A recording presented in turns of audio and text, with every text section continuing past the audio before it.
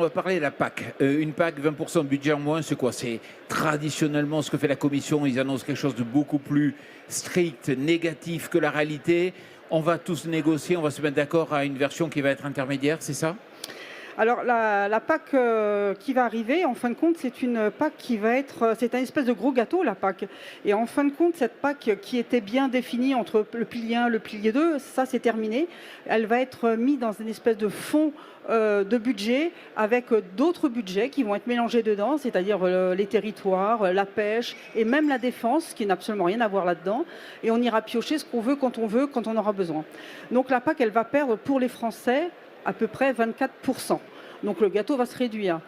Ce gâteau qui peut encore se réduire si l'Ukraine arrive dans l'Union européenne, c'est encore moins 20%. Donc on est presque à la moitié de la PAC. Ensuite, il y a évidemment des conditionnalités. Une partie qui va être soi-disant, entre guillemets, renationalisée, c'est-à-dire rendue à la France. En même temps, on aura 2,3 milliards en moins par an pour dette PAC. Voilà. Et donc, ces primes seront conditionnalisées par la France pour pouvoir obtenir ces aides. Ces aides, si ça ne plaît pas à l'Europe, ces conditions qui vont être mises en place, en fin de compte, elle va arrêter tout ça et elle va dire non, vous n'aurez pas l'argent. Donc, en fin de compte, je pense que c'est à peu près la fin de la PAC.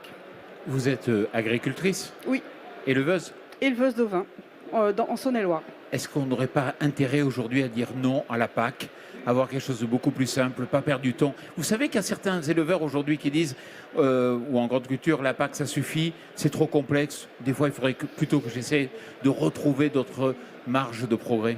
C'est vrai que c'est très complexe. Faire les dossiers au moment du dépôt de PAC, c'est une...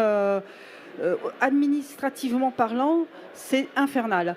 La plupart du temps, on est obligé d'appeler les services pour pouvoir comprendre ce qu'il y a dedans. Il y a des choses qu'on nous a enlevées de l'année d'avant, on nous rajoute d'une autre année. Enfin, c'est vraiment très, très complexe.